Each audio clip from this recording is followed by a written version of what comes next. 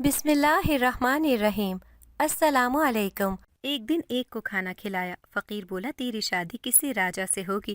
میں ہنستی، رات سوئی تو میری آنکھ کھلی تو ہوش اڑ گئے، میں جنات کا راجا۔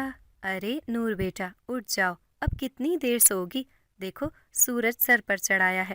میری آنکھیں نیند سے بوجھل ہو رہی تھی، مگر اماں بھی پے در پہ آوازیں دے رہی تھیں۔ میں تھوڑی دیر تو کسل مندی سے لیتی رہی، پھر مجبوراً مجھے اٹھنا پڑا۔ کیا اماں تم بھی سونے بھی نہیں دیتی ہو؟ میں بیزارگی سے اٹھ کر کھڑی ہوئی۔ میری آنکھوں میں ابھی نیند باقی تھی، ابھی میری اور سونے کی خواہش تھی، مگر میں جانتی تھی کہ اماں نے اب مجھے سونے نہیں دینا، اس لیے میں بستر سے اٹھ کھڑی ہوئی۔ ناشتہ میں نے اماں کے پاس بیٹھ کر کیا تھا، رات کے سالن کے ساتھ پراٹھا تھا۔ میں نے ناک بھو چرایا، اماں کبھی تو مجھے ناشتے میں آملیٹ بنا دیا کر، کبھی تو مجھے اچھا کھانا دے دیا کر۔ ماں نے مجھے گھوری سے نوازا۔ ہاں تیرے باپ کی تو جیسے ملے لگی ہوئی ہے نا، جو میں تیری فرمائش پوری کروں؟ جو روکھی سوکھی ملتی ہے چپ کر کے کھا لیا کر، خدا کا شکر ادا کر۔ بہت سارے لوگ تو یہ ہیں جو ایک وقت کی روٹی کو ترستے ہیں۔ اماں کا بھاشن شروع ہو گیا تھا، میں اپنی بات کر کے پچھتائی اور چپ کر کے ناشتہ کرنے لگی۔ میں 2 سال کی تھی جب میرے باپ کا انتقال ہوا تھا۔ اماں ہی میرے لیے سب کچھ تھی، وہ میری ماں بھی تھی اور میرا باپ بھی تھے۔ میں نے ایک واحد اپنی ماں کا رشتہ دیکھا تھا، اس کے علاوہ میں کسی اور رشتے سے انجان تھی۔ میری ماں بہت محنت کرتی تھی، وہ پڑھی لکھی نہیں تھی، ان کے پاس کوئی ہنر بھی نہیں تھا، ایسے میں پیٹ کی آگ تو بجھانی تھی، تو انہوں نے اپنے گھر میں ایک تندور لگایا اور اس پہ اجرت پہ روٹیاں لگانے لگیں۔ رفتہ رفتہ ان کے پاس بہت سے لوگ آنے لگے، یوں ان کا کام چل نکلا۔ پہلے تو ہماری گزر بسر اچھی ہو رہی تھی، انہوں نے مجھے میٹرک تک پڑھایا بھی تھا، مگر اب دن بدن مہنگائی زیادہ ہو رہی تھی، ایسے میں گزارا بہت مشکل سے ہو رہا تھا۔ پہلے وہ میری ہر فرمائش پوری کیا کرتی تھی، میں جس چیز کی خواہش کرتی تھی وہ اس وقت مجھے لا کر دیتی تھی، مگر اب حالات مختلف تھے، اب بہت زیادہ مہنگائی ہو گئی تھی، ایسے میں میری بے جا فرمائش پوری کرنا ان کے بس میں نہیں رہا تھا۔ اب تو ہمارا گزارا بھی بہت مشکل سے ہو رہا تھا، ایسے میں جب میں کوئی فرمائش کرتی تو وہ جھنجھلا جاتی تھی، مجھ پر غصہ کرنے لگتی تھی، مگر بعد میں انہیں اس بات کا احساس ہو جاتا ہے کہ انہیں اپنی اکلوتی بیٹی کے ساتھ اس طرح سے بات نہیں کرنی چاہیے تھی۔ وہ دن کے وقت اور شام کے وقت 2 دفعہ تندور تپاتی تھی۔ ان کے پاس اب رش کم ہونے لگا تھا، کیونکہ مہنگائی کی وجہ سے لوگ اب بچت کرنے لگے تھے، زیادہ تر روٹی گھر پر ہی پکاتے تھے۔ اس دن میں ناشتہ کرنے کے بعد چارپائی پر بیٹھ کر رسالہ پڑھ رہی تھی، جب دروازے پر دستک ہوئی۔ اماں گھر پر نہیں تھی، پڑوس میں گئی ہوئی تھی، اس لیے میں نے جب دروازہ کھولا تو سامنے ایک فقیر کھڑا تھا۔ اس نے کہا، بیٹا میں صبح سے بھوکا ہوں۔ میں نے گھر میں موجود کھانا اسے دے دیا۔ اس نے کہا، تمہارا بہت بہت شکریہ، میں بھوکا تھا، تم نے مجھے کھانا کھلایا، تمہاری شادی کسی راجا سے ہوگی۔ میں ہنستی، مجھے زور کی ہنسی آ رہی تھی، میں بھلا ایک غریب لڑکی جس میں سوائے شکل کے اور کچھ بھی نہیں، اس کی شادی کسی راجا کے ساتھ کیسے ہو سکتی ہے بھلا؟ غریبوں کی کٹیا میں راجے کب سے بیاہ کرنے کے لیے آنے لگے؟ اس رات کو جب میں سوئی تو آنکھ کھلنے پر میں ششدر رہ گئی، میں کہاں تھی؟ میرے تو ہوش ہی اڑ گئے، یہ تو کوئی اور ہی دنیا تھی، یہ تو کوئی اور ہی جہاں تھا، اور یہ لوگ، ان کی خوبصورتی، میرے لیے تو یہ سب کچھ ہی انوکھا تھا۔ انوکھا جہاں، انوکھے لوگ، میں کہاں آ گئی تھی اور کیسے آ گئی تھی؟ کون لایا مجھے یہاں؟ میں ایک بہت بڑے جہازی سائز کے بیڈ پر لیٹی ہوئی تھی، میرے آس پاس لڑکیاں تھیں، میرے آس پاس بہت سی لڑکیاں تھیں، وہ سب کی سب بہت خوبصورت تھیں، اتنی کہ ہاتھ لگانے سے بھی میلی پڑتی تھیں۔ وہ تو جیسے میرے جاگنے کی ہی منتظر تھیں۔ جیسے ہی میں نے آنکھیں کھولیں وہ سب بولیں، خوش آمدید ملکہ۔ ملکہ؟ مگر میں تو ملکہ نہیں تھی، میں تو ایک عام سی غریب سی لڑکی تھی۔ یقیناً ان لوگوں کو کوئی غلط فہمی ہوئی تھی۔ ملکہ آپ آئیں ہمارے ساتھ، آپ پہلے نہا لیں، پھر آپ کو راجا صاحب نے بلایا ہے، انہوں نے آپ سے ضروری بات کرنی ہے۔ حیران پریشان ان لوگوں کو دیکھ رہی تھی اور ان کی باتیں سن رہی تھی، یہ مجھے ملکہ کہہ رہی تھی تو ساتھ کسی راجا کا ذکر بھی کر رہی تھی۔ یہ ہو کیا رہا ہے میرے ساتھ؟ میں تو اپنے گھر میں سو رہی تھی، یہاں کیسے آ گئی؟ یہ بات میں نے ان لڑکیوں سے پوچھی تو وہ خاموش ہو گئیں۔ آپ کی ہر بات کا جواب آپ کو راجا صاحب دیں گے، ہمیں آپ سے یہ باتیں کرنے کی اجازت نہیں ہے۔ میں پھر خاموش ہو گئی، میں سمجھ گئی کہ ان لوگوں سے کچھ بھی کہنا فضول ہے، یہ مجھے میری کسی بات کا جواب نہیں دیں گے۔ مجھے میرے تمام سوالوں کے جواب وہ راجا ہی دے گا، اس لیے ان لوگوں سے کچھ کہنا فضول تھا۔ میں خاموشی سے ان کی ہدایات پر عمل کرتے گئی۔ وہ ایک بہت بڑا سوئمنگ پول تھا جہاں پر مجھے ان لوگوں نے نہانے کا بولا۔ میرے لیے اتنے لوگوں کی موجودگی میں اس طرح سے کھلے عام نہانا، یہ سوچ کر ہی مجھے شرم آ گئی۔ میں نے صرف منہ ہاتھ دھونے پر اکتفا کیا۔ پھر ان لوگوں نے مجھے بہت خوبصورت لباس دیا۔ ایسا لباس تو میں نے کبھی خواب میں بھی نہیں دیکھا تھا۔ وہ لباس میں نے پھر اسی کمرے میں جا کر بدلا۔ اتنے میں ایک لڑکی آئی، وہ میرا ہار سنگھار کرنے لگی۔ اس نے مجھے پھر آئینہ دیا۔ میں نے جب آئینے میں خود کو دیکھا تو خود کو پہچان نہیں پائی۔ میں اس قدر خوبصورت لگ رہی تھی کہ خود کو بھی پہچان نہیں پائی۔ اس لڑکی نے کہا، آپ بہت حسین ہیں۔ پھر مجھے لے کر وہ ایک ہال میں آ گئی۔ یہ ایک بہت بڑا ہال تھا۔ اس کے چاروں طرف کمرے بنے ہوئے تھے۔ اس کی سجاوٹ آنکھوں کو خیرہ کر رہی تھی، مگر یہاں کچھ ایسا تھا جو اس منظر سے بھی زیادہ حسین تھا، جس کو دیکھ کر نگاہیں پلٹنا بھول گئی تھی۔ وہ مجھے دیکھ کر مسکرایا تو مجھے یوں لگا جیسے ساری دنیا مسکرائی ہو۔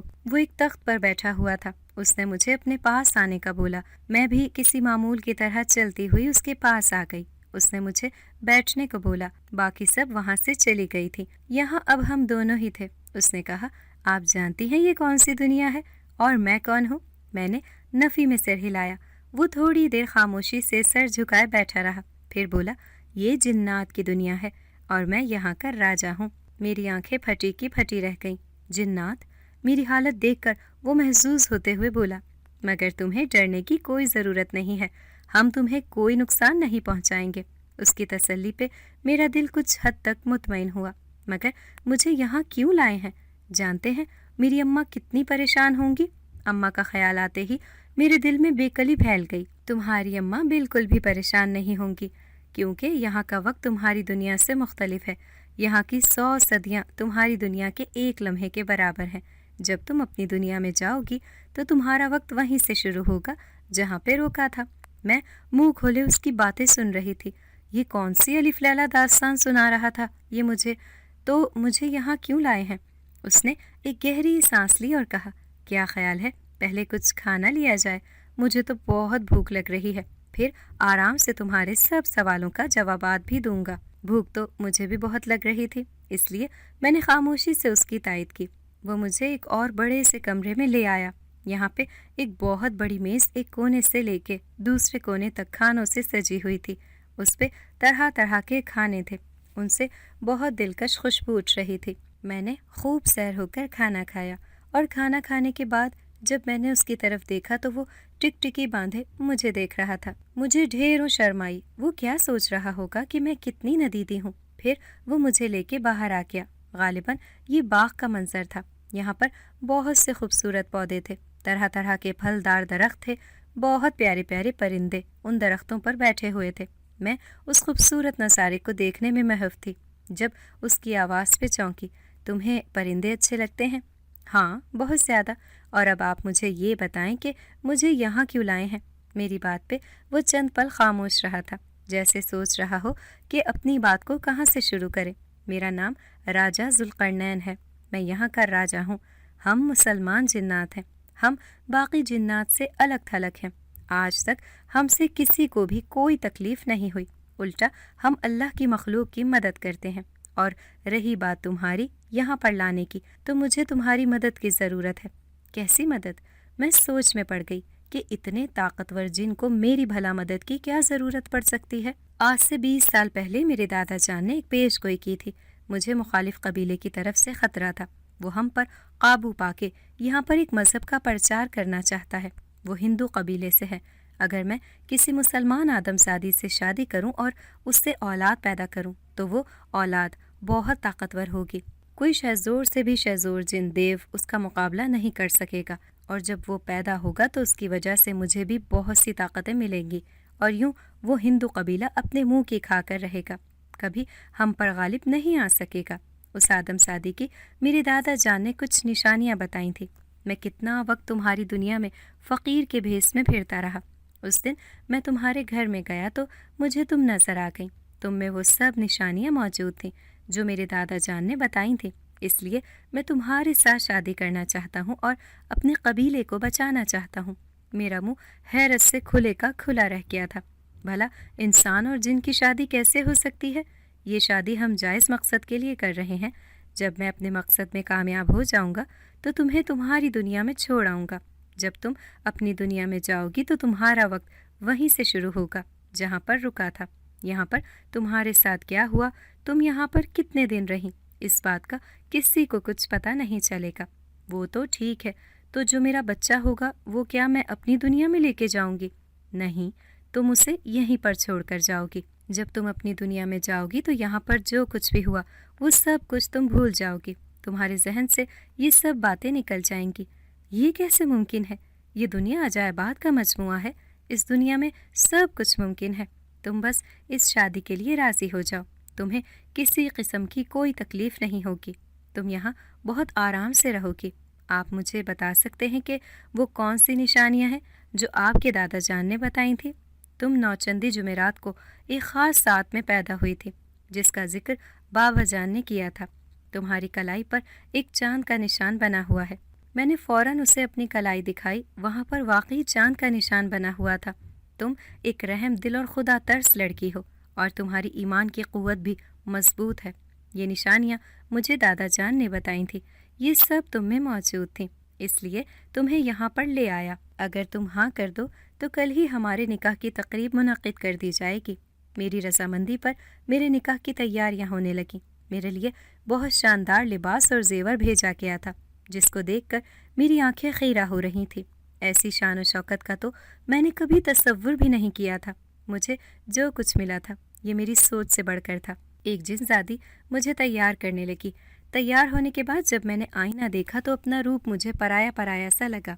میں اس قدر حسین لگ رہی تھی، یہ میں ہوں؟ مجھے یقین ہی نہیں آ رہا تھا۔ پھر میرے نکاح کی تقریب ہوگی اور میں جنات کی رانی بن گئی۔ یہاں سب مجھے ملکہ عالیہ کہنے لگے تھے۔ میں بھی خود کو ملکہ کا ہی تصور کرنے لگی تھی۔ مجھے یہ زندگی بہت خوبصورت لگنے لگی تھی۔ یہ شان و شوکت، یہ عیش و عشرت، غرض یہ کہ مجھے کسی بھی چیز کی کمی نہیں تھی۔ ایک جن زادی مستقل میرے پاس موجود رہتی تھی جو میرے آئیبرو کے اشارے کے منتظر رہتی تھی۔ جو ہی میرے منہ سے کوئی بات نکلتی وہ فوراً پوری کرتی تھی۔ میں نے اس سے پہلے اتنا آرام و سکون کبھی بھی نہیں دیکھا تھا۔ میرا دل چاہتا تھا میں ہمیشہ یہیں پر رہ جاؤں، مگر جب اماں کی یاد آتی تو میں بے کل ہو جاتی تھی۔ میرا دل کرتا تھا میں اڑ کر ان کے پاس پہنچ جاؤں، مگر یہ میرے بس میں نہیں تھا۔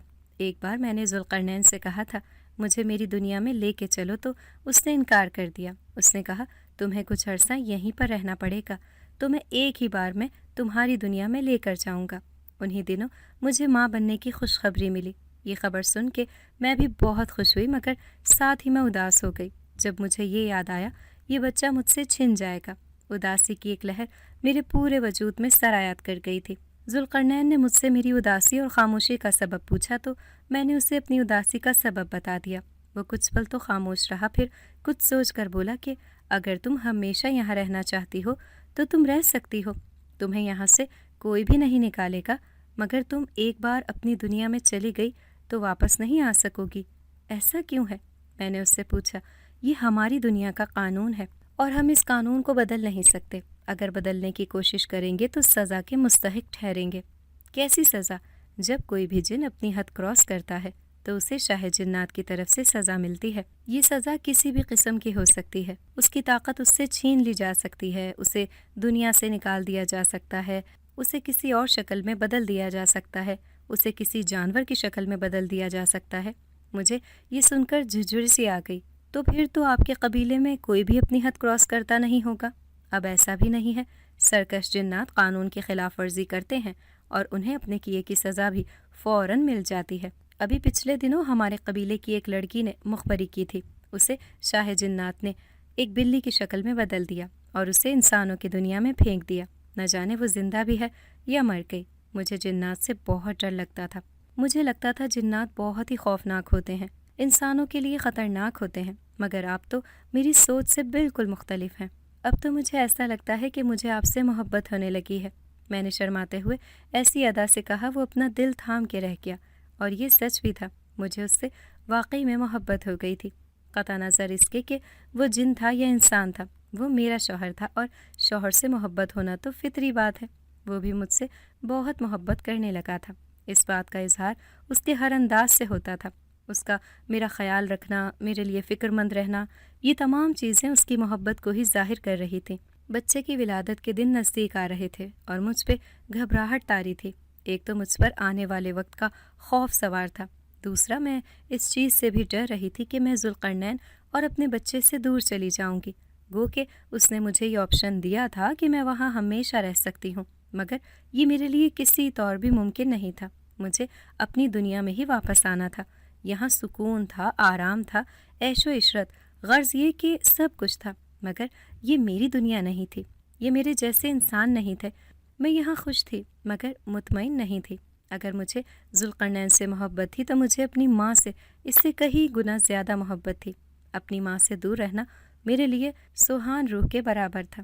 میرے لیے فیصلہ کرنا بہت مشکل ہو رہا تھا۔ ایک بار دل میں خیال آتا کہ میں یہیں پر ہی رہ جاؤں، پھر اگلے ہی پل میں اپنی دنیا میں جانے کے لیے بے قرار ہو جاتی۔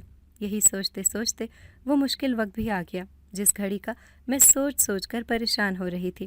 وہ وقت آ کر گیا تھا اور میری جھولی میں ایک چاند سا بیٹا عطا کر گیا تھا۔ اس کو میں نے دیکھا تو میرے دل میں ممتا کے جذبات امٹ آئے۔ خیال آیا کہ میں اس کو چھوڑ کر اپنی دنیا میں چلی جاؤں گی تو میری آنکھیں بھر آئیں۔ میرا بالکل بھی اپنے بیٹے کو خود سے دور کرنے کا دل نہیں کر رہا تھا۔ اس کا نام ہم لوگوں نے سلیمان رکھا تھا۔ میری واپسی کے دن قریب آ رہے تھے۔ میری واپسی کے جانے کے خیال سے ذوالقرنین بھی اداس ہو رہا تھا۔ اس کا بس نہیں چل رہا تھا، وہ مجھے اپنی دنیا میں ہمیشہ کے لیے روک لیتا، مگر وہ ایسا نہیں کر سکتا تھا۔ یہ اس کے قبیلے کی روایت میں شامل نہیں تھا۔ ایسا کر کے وہ اپنے قبیلے کے قانون کے محافظ کے بجائے گنہگار بن جاتا۔ وہ اپنے قبیلے کا راجا تھا اور اسے اپنے قانون کی پاسداری بھی کرنی تھی اور اپنے قبیلے کے لوگوں سے کروانی بھی تھی۔ اس دن میں نے سوچا میں اس قبیلے میں چند دن کی مہمان ہوں تو کیوں نہ میں جاتے جاتے اس قبیلے کی سیر کر لوں۔ جب میں نے ذوالقرنین سے اپنے خیالات کا اظہار کیا تو اس نے کہا ٹھیک ہے، مگر زیادہ دور نہیں جانا اور شمال کی طرف تو بالکل بھی نہیں جانا، وہاں پر ہمارا مخالف قبیلہ ہے، ایسا نہ ہو کہ وہ تمہیں کوئی نقصان پہنچا دیں۔ میں نے اسے تسلی دی اور یقین دہانی کروائی کہ میں شمال کی طرف نہیں جاؤں گی۔ میں اور ایک کنیز رانو میرے ساتھ روانہ ہو گئی۔ ہم نے بہت سی جگہ دیکھی، بہت زیادہ گھومے پھرے، بہت زیادہ سیر کیا۔ میں یہاں پر جب سے آئی تھی میں یہ ساری جگہ پہلے دیکھ چکی تھی، مگر شمال کی طرف میں کبھی نہیں گئی تھی۔ آج جب اس طرف دیکھا تو ہر جگہ مجھے بہت زیادہ حسین و دلکش لگی۔ اس میں ایک بہت ہی خوبصورت بڑی سی جھیل تھی اور وہاں پر اس کے آگے جنگل تھا۔ وہ نظارہ بہت زیادہ خوبصورت ہے، اسے قریب سے دیکھنے کا میرا دل مچل اٹھا۔ رانو سے جب اپنی خواہش کا اظہار کیا تو اس نے کہا ہم جھیل تک جا سکتے ہیں مگر اس سے آگے نہیں جا سکتے، جھیل کے پاس تھوڑی دیر رک کر ہم واپس آ جائیں گے۔ میں نے کہا ٹھیک ہے تم چلو تو صحیح۔ جب ہم جھیل کے پاس آئے تو میں اسے دیکھ کر معبود رہ گئی۔ کیا ہی خوبصورت نظارہ تھا، مجھے اس پورے قبیلے میں ایسی خوبصورتی کہیں اور نظر نہیں آئی۔ میں یہاں پر پہلی بار آئی تھی۔ رانو واپس چلنے کا اصرار کرنے لگی مگر وہ کنیز تھی، میں نے اسے ڈپٹ کر خاموش کروا دیا۔ میرا ابھی یہاں سے واپس جانے کا کوئی ارادہ نہیں تھا۔ اس کے ایک سائڈ سے جنگل کا سلسلہ شروع ہو رہا تھا، میں اس سائڈ پر چل پڑی۔ رانو مجھے روکنے کی ناکام کوشش کرتی رہی مگر میں نے اس کی سنی انسنی کر دی۔ میرے ذہن پر تو اس جنگل کو دیکھنے کی دھن سوار ہو گئی تھی۔ میں ذوالقرنین کی تنبیہ بھی بھول گئی تھی۔ اس نے مجھے صاف الفاظ میں کہا تھا اس جنگل سے دشمن قبیلے کی حدود شروع ہو جاتی ہے۔ ابھی میں تھوڑا سا ہی آگے گئی تھی کہ نہ جانے کس طرف سے ایک گھڑ سوار آیا۔ اس نے مجھے سنبھلنے کا موقع دیے بغیر اچک کر گھوڑے پر بٹھا لیا۔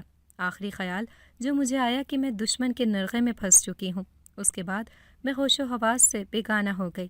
جب مجھے ہوش آیا تو میں ایک درخت کے ساتھ بندھی ہوئی تھی۔ میرے سامنے بہت ہی خوفناک شکلوں والی عورتیں اور لڑکیاں تھیں۔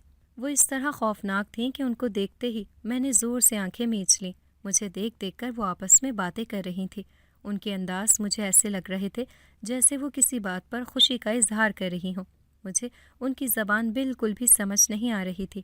میں اس وقت ایک درخت کے ساتھ بندھی ہوئی تھی اور پاؤں بھی زنجیروں کے ساتھ بندھے ہوئے تھے۔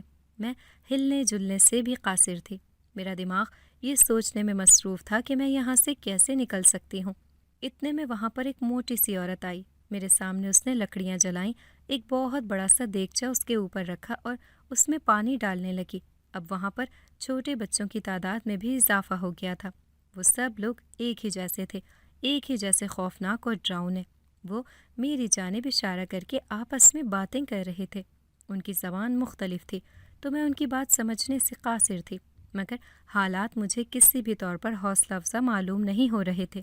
ایک پل کو میرے ذہن میں یہ خیال آیا کہ یہ کہیں مجھے اس دیگچے میں پکانے کی تیاری تو نہیں کر رہے۔ یہ خیال آنا تھا کہ میرے خوف سے رونگٹے کھڑے ہو گئے۔ میں خوف سے تھر تھر کانپنے لگی۔ تھوڑی ہی دیر گزری تھی، مجھے میرا خیال درست ثابت ہوتا معلوم ہوا۔ ایک عورت میری جانب آئی، وہ میرے درخت کے ساتھ بندھے ہوئے ہاتھ کھولنے لگی۔ ہاتھ کھولنے کے بعد وہ مجھے گھسیٹتے ہوئے اس آگ کی جانب لے کر گئی۔ خوف سے میرا برا حال ہو گیا تھا۔ یہ لوگ مجھے زندہ روسٹ کرنے والے تھے۔ یہ خیال میرے لیے سہانے روح تھا۔ میری دل دوز چیخوں کی آواز جنگل میں گونج کر رہ گئی۔ آگ کے بالکل نزدیک پہنچ چکی تھی۔ مجھے اپنی موت سامنے دکھائی دے رہی تھی۔ اس صورت میں اتنی بے دردی سے میرے بالوں کو کھینچا ہوا تھا، کتنے ہی بال میرے جڑ سے نکل گئے۔ اتنے میں ایک طرف سے بہت سے لوگوں کے آنے کا شور اٹھا، مگر تب تک میں اپنے حواس کھو چکی تھی۔ اب کی بار جب مجھے ہوش آیا تو میں بیڈ پر لیٹی ہوئی تھی۔ میں نے یہاں پر غور سے اس ماحول کو دیکھا تو یہ میرا کمرہ تھا۔ میرے سامنے ذوالقرنین بیٹھا ہوا تھا۔ مجھے یقین نہیں آ رہا تھا کہ میں زندہ کیسے بچ گئی۔ وہ مجھے بہت غصے سے گھور رہا تھا۔ جب تمہیں منع کیا تھا اس جنگل میں نہیں جانا تو تم کیوں گئی؟ میں اسے اس تمام عرصے میں پہلی بار غصے سے دیکھ رہی تھی۔ اس نے مجھ سے اس انداز میں کبھی بات نہیں کی تھی جس طرح سے آج کر رہا تھا۔ میں نے زور زور سے رونا شروع کر دیا۔ میرے رونے سے گھبرا کر اس نے اپنے ڈانٹنے کا سلسلہ فی الفور منقطع کر دیا اور اب کے قدرے نرمی سے بولا، تمہیں ایسا نہیں کرنا چاہیے تھا۔ اگر تمہیں کچھ ہو جاتا تو میں اپنے آپ کو کبھی معاف نہیں کر پاتا۔ آپ کو کیسے پتہ چلا کہ میں کہاں پر ہوں؟ جب رانو نے آ کر بتایا تھا تو میں اسی وقت تمہیں ڈھونڈنے کے لیے نکل کھڑا ہوا تھا۔ میرے ساتھ میرے چند جنگجو سپاہی تھے۔ تمہارے لیے مجھے اچھی خاصی جنگ کرنی پڑی ہے۔ اگر تھوڑی سی بھی دیر اور ہو جاتی تم اس دنیا سے کوچ فرما چکی ہوتی۔ اس کی بات مجھے 100% درست معلوم ہوئی۔ مجھے بھی اس وقت یہی لگا تھا کہ یہ میری زندگی کے آخری پل ہیں۔ خیر، اب تم جتنے دن بھی یہاں پہ ہو، میں اب تمہارا خود خیال رکھوں گا۔ تمہیں جہاں جانا ہوگا میں تمہیں خود لے کر جاؤں گا۔ ذوالقرنین کی بات پر میں خاموش ہو گئی۔ مجھے بھی اندازہ ہو گیا تھا کہ یہ میری غلطی ہے۔ پھر اس کے بعد میں اس محل سے باہر ہی نہیں نکلی۔ آج اس ماحول میں میری آخری رات تھی۔ ہم دونوں ہی اپنی اپنی جگہ افسردہ تھے۔ اس نے کہا، کیا ایسا نہیں ہو سکتا کہ تم ہمیشہ کے لیے ہی رک جاؤ؟ اور اگر میں آپ سے یہ کہوں کہ آپ میری دنیا میں ہمیشہ کے لیے چلے جائیں تو؟ وہ میری جوابی کارروائی پر مسکرا کر رہ گیا۔ میں اس قبیلے کا سردار ہوں۔ مجھ پر میرے قبیلے کی بہت سی ذمہ داریاں ہیں۔ میری کچھ حدود ہیں۔ میں تمہاری دنیا میں چند پل کے لیے تو جا سکتا ہوں، چند دن کے لیے بھی جا سکتا ہوں، مگر ہمیشہ کے لیے نہیں جا سکتا۔ میں اس کی بات پر خاموش رہ گئی۔ ہر جاندار کی زندگی اس کے مدار کے گرد گھومتی ہے۔ وہ اپنے ماحول اور اپنے ہی جیسے جانداروں کے ساتھ خوش رہتا ہے۔ جیسے مچھلی پانی سے باہر نہیں رہ سکتی، پانی سے باہر کا ماحول اس کے لیے موافق نہیں ہوتا، وہ پانی سے باہر محض چند پل جو وہ گزارتی ہے وہ تڑپتے ہوئے گزارتی ہے۔ اس کی تڑپ اس کی تکلیف کی شدت کو ظاہر کرتی ہے کہ وہ اپنے ماحول کو یاد کر رہی ہے۔ پھر اس کا وجود آہستہ آہستہ بے جان ہونے لگتا ہے، مزاحمت چھوڑ دیتی ہے، اور جب اس کو دوبارہ سے پانی میں چھوڑ دیا جائے، اس کا موافق ماحول اسے عطا کر دیا جائے تو پھر سے جی اٹھتی ہے۔ زندگی کا یہی فلسفہ ہے ذوالقرنین۔ میں بھی تمہاری دنیا میں خود کو اس مچھلی جیسا ہی تصور کر رہی ہوں۔ میں بھی اپنی دنیا میں واپس جانے کے لیے پل پل تڑپ رہی ہوں، مگر یہاں پر مجھ میں اور اس مچھلی میں ایک فرق ہے۔ میری دنیا میں آ کے میں دوراہے پر کھڑی ہوں۔ ایک طرف میرا شوہر اور میرا بیٹا، دوسری طرف میری ماں اور میری دنیا۔ ایک طرف خوشی ہے تو دوسری طرف سکون ہے۔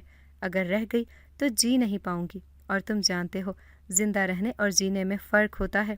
وہ خاموش رہ گیا۔ اس کے بعد اس نے مجھے وہاں پر رہنے کے لیے اصرار نہیں کیا اور خاموشی سے ایک سائٹ پر ہو گیا۔ واپس آنے سے پہلے میں نے اپنے بیٹے کو جی بھر کے پیار کیا تھا۔ وہ سو رہا تھا، مگر میرے پیار کرنے پر وہ آنکھیں کھول کر مجھے دیکھنے لگا۔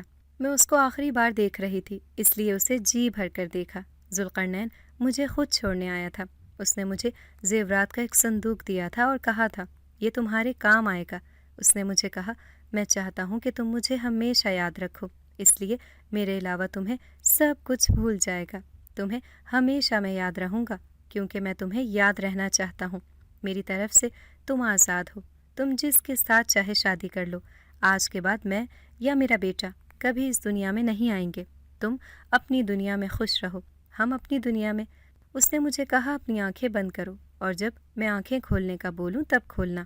میں نے جب آنکھیں کھولی تو میں اپنی دنیا میں تھی اور میں واقعی سب کچھ بھول گئی تھی۔ مجھے صرف ایک چہرہ اور ایک نام یاد تھا اور میں سوچ رہی تھی یہ کون ہے؟ میرے ذہن میں بار بار یہ نام کیوں آتا ہے؟ آدھی رات کا وقت تھا، مجھے نیند آ رہی تھی اور میں سو گئی۔ اگلی صبح میرے کانوں میں امی کی حیرت بھری آواز آئی، نور اٹھ جاؤ نور۔ میں نے بمشکل اپنی آنکھیں کھولیں۔ اماں مجھے کبھی تو سونے دیا کر، پہلے مجھے یہ بتا کہ تم نے یہ جو لباس پہنا ہوا ہے کدھر سے آیا ہے؟ کون سا اماں؟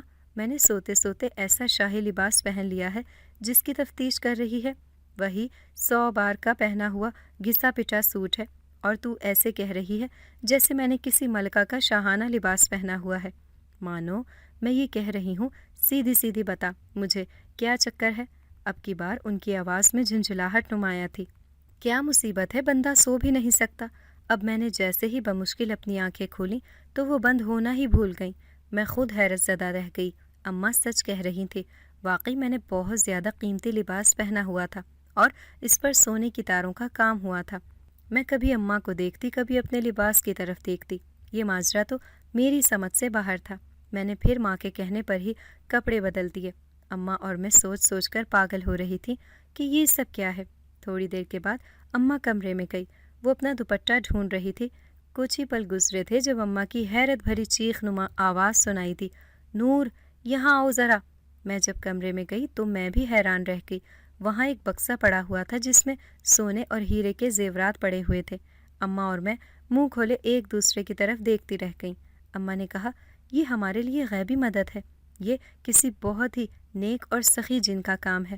میں بدمزہ ہو کر رہ گئی، امی یہ جن ون کچھ بھی نہیں ہوتے، یہ سب افسانوی باتیں ہیں، بھلا جنوں کا یہاں کیا کام؟ یہ بات کہتے ہوئے میری نظروں کے سامنے ایک چہرہ گھوم گیا۔ میں نے اپنا سر جھٹکا، پتہ نہیں مجھے ہو کیا گیا ہے۔ کچھ دن میں نے اور اماں نے خاموشی سے گزارے اور حالات کا جائزہ لیا۔ کوئی غیر معمولی واقعہ نہیں ہوا۔ ہم نے فیصلہ کیا کہ یہ زیور تھوڑا تھوڑا کر کے بیچ دینا چاہیے۔ میں نے اماں کے خیال کی تائید کی۔ اماں نے تھوڑا سا زیور لیا اور اگلے ہی دن شہر جا کر بیچ دیا۔ جب وہ واپس آئیں تو اس کے پاس ڈھیر سارے پیسے تھے۔ اماں نے سوچا ان پیسوں سے کوئی کاروبار شروع کر لینا چاہیے۔ اماں نے گھر میں میرے مشوروں پر کپڑوں کا کاروبار شروع کر دیا۔ محلے اور گاؤں کی عورتیں جوک در جوک آنے لگیں۔ وہ ماں سے پوچھتیں کہ اتنے پیسے کہاں سے لائیں؟ اماں کہتی، میرے ایک رشتہ دار سے قرضہ لیا ہے۔ یوں آہستہ آہستہ کر کے ہمارا کام چل پڑا، ساتھ ہی ہم زیور بھی تھوڑا تھوڑا کر کے بیچ رہے تھے۔ کچھ عرصے بعد ہم نے شہر میں ایک اچھا سا گھر لے لیا۔ میں اور اماں وہیں پر شفٹ ہو گئے۔ زیورات کے بکسے کو ہم نے گھر میں ہی سنبھال کر رکھا ہوا تھا۔ ہم نے کسی سے اس کے بارے میں کوئی ذکر نہیں کیا تھا۔ ذکر کر کے ہم کسی مصیبت میں مبتلا نہیں ہونا چاہتے تھے۔ ہمارے شہر میں ایک جگہ پلاٹ لے کر وہاں پر دکانیں بنانے تھے۔ وہاں سے ہمیں کرائے کی معقول رقم مل جایا کرتی تھی۔ ساتھ میں نے ایک بیوٹی پارلر بھی بنا لیا تھا اور اس میں کام کرنے کے لیے میں نے آگے لڑکیاں رکھ لی تھیں۔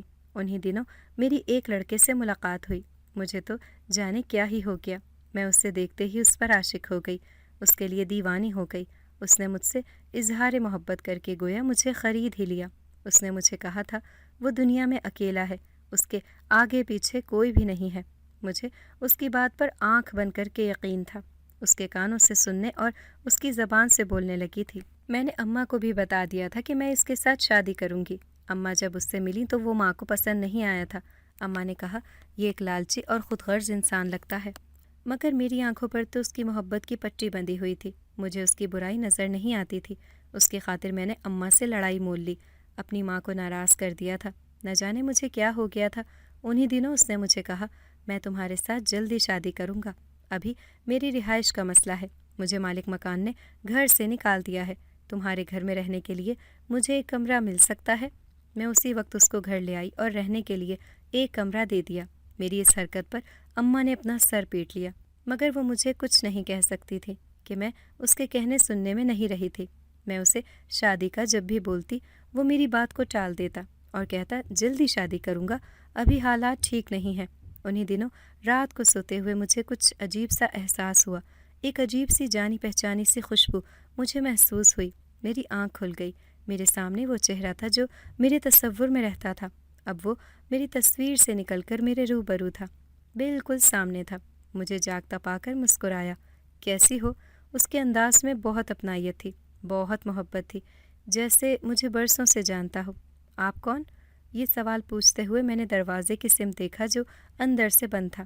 یہ اندر کیسے آ گیا؟ میری بات کا جواب نہیں دیا، میرے پاس آ کے میرے سر پہ ہاتھ رکھا اور منہ ہی منہ میں بڑبڑانے لگا۔ میں ہک دک ہو کر اسے دیکھے جا رہی تھی۔ یہ کون تھا؟ یہ میرے کمرے میں کیسے آیا اور یہ کر کیا رہا تھا؟ مگر میرے منہ سے کوئی بھی آواز نہیں نکل رہی تھی۔ تھوڑی دیر کے بعد اس نے میری آنکھوں میں دیکھا اور مجھ پر ایک پھونک ماری۔ مجھے ایسے لگا جیسے میرے وجود سے کوئی چیز نکل گئی ہو، جیسے میں بالکل ہلکی پھلکی ہو گئی ہوں۔ میرے ذہن پر پہلے غبار سا طاری تھا، مگر اب ذہن بھی ہلکا پھلکا سا ہو گیا تھا۔ میں نے اس مہربان شخص کی طرف دیکھا اور پوچھا، آپ کون ہیں؟ ذوالقرنین ہوں۔ مجھے خواب کی طرح سے کچھ یاد آ رہا تھا، ایسے لگ رہا تھا جیسے میں نے اس شخص کے ساتھ بہت وقت گزارا ہو۔ یہی بات میں نے اس سے پوچھی تو بوجھل سے انداز میں بولا، ہاں، کسی اور دنیا میں تم نے میرے ساتھ وقت گزارا ہے۔ اس دنیا میں میرا تمہارے ساتھ بہت قریبی رشتہ تھا۔ میں اس کی بات پر الجھن میں مبتلا ہو گئی۔ میں ان باتوں کے بارے میں تمہیں یاد نہیں کروا سکتا۔ میں نے تم سے ایک بات کہی تھی کہ میں آپ کو کبھی بھی یہاں پر نہیں آؤں گا، مگر مجھے اپنی بات سے خود ہی پھرنا پڑا۔ مجھے اس کی کوئی بات سمجھ نہیں آ رہی تھی۔ آپ کیا کہنا چاہتے ہیں؟ آپ جو کہنا چاہتے ہیں آسان الفاظ میں کہیں۔ میرا نام ذوالقرنین ہے، میں ایک جن ہوں۔ تم ایک مصیبت میں مبتلا ہونے والی تھی، تمہیں بچانے کے لیے آیا ہوں۔ میری آنکھیں خوف سے پھیل گئیں۔ جن؟ مجھے کس سے بچانے کے لیے آئے ہو؟ جو تمہارے پاس زیورات ہیں وہ تمہارے لیے مصیبت بن چکے تھے۔ میں اس کی بات پر حیران رہ گئی۔ اسے ان زیورات کے بارے میں کیسے پتہ چلا؟ میں ابھی یہی سوچ رہی تھی کہ وہ بولا، وہ زیورات میرا تمہیں دیا ہوا تحفہ ہے۔ تحفہ؟ آپ نے مجھے کس بات کا تحفہ دیا تھا؟ یہ سب کچھ میں تمہیں نہیں بتا سکتا، اگر بتاؤں گا تو تمہارا ذہن الجھ جائے گا۔ فی الحال میں تمہیں اتنا ہی بتانا چاہتا ہوں کہ جس لڑکے کے ساتھ تم محبت کرتی ہو وہ انسان نہیں ہے، وہ ایک جن ہے، اور وہ ایک سرکش جن ہے۔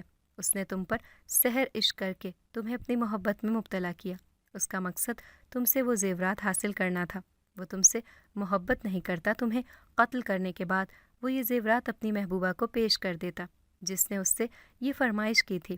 اس کی باتیں میرے سر کے اوپر سے گزر رہی تھی، مگر اب میں نے اسے مزہ چکھا دیا ہے۔ اب وہ یہاں سے چلا گیا ہے، اب وہ یہاں پر کبھی نہیں آئے گا۔ اب اس سے کوئی خطرہ نہیں ہے۔ تمہاری یہ نہ سمجھ میں آنے والی باتیں مجھے پاگل کر دیں گی۔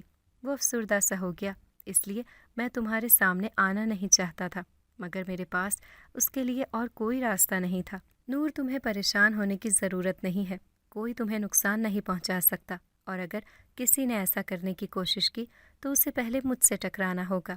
مجھے تمہاری ایک بات سمجھ نہیں آئی، اس کا مقصد اگر مجھے قتل کرنا تھا اور زیورات حاصل کرنا تھا تو اس کے لیے اسے اس گھر میں آ کر رہنے کی کیا ضرورت تھی؟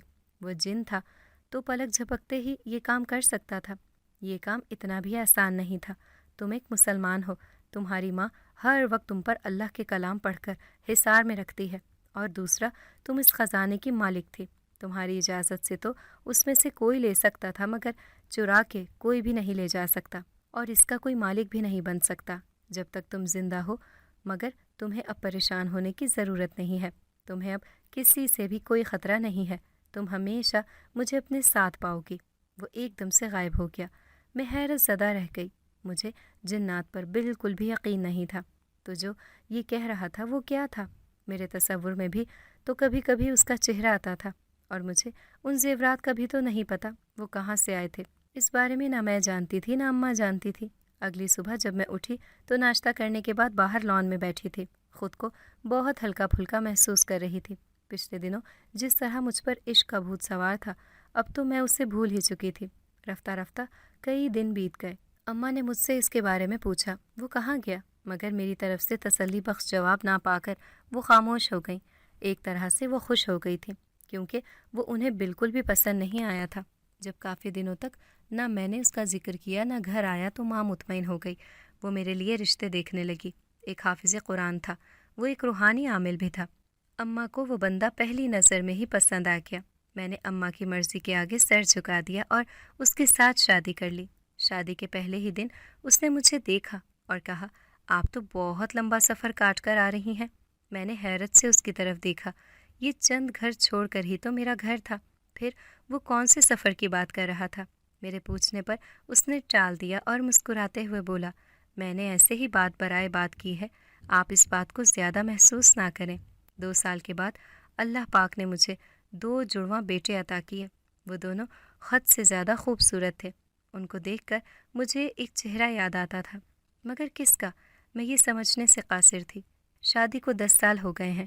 اماں میری فوت ہو چکی ہیں اور زیورات کو بیچ کر میں نے اپنے شوہر کو بزنس کروایا۔ ان کا شمار آج بہت بڑے بزنس مینوں میں ہوتا ہے۔ روپے پیسے کی ریل پیل ہے۔ مجھے کبھی کبھی اپنا ماضی یاد آ جاتا ہے اور مفلسی اور غربت یاد آ جاتی ہے۔ پھر میں اپنا یہ وقت دیکھتی ہوں اور اللہ تعالیٰ سے شکر ادا کرتی ہوں، مگر کبھی کبھی میں سوچتی ہوں کہ وہ ذوالقرنین کون تھا اور وہ کون سی دنیا میں میرے ساتھ رہا تھا۔ اگر آپ کو ہماری آج کی کہانی پسند آئی ہے تو اسے لائک کریں، شیئر کریں اور چینل کو سبسکرائب کرنا مت بھولیے گا، تاکہ آپ کو ہر نئی آنے والی ویڈیو کا نوٹیفیکیشن بر وقت ملتا رہے۔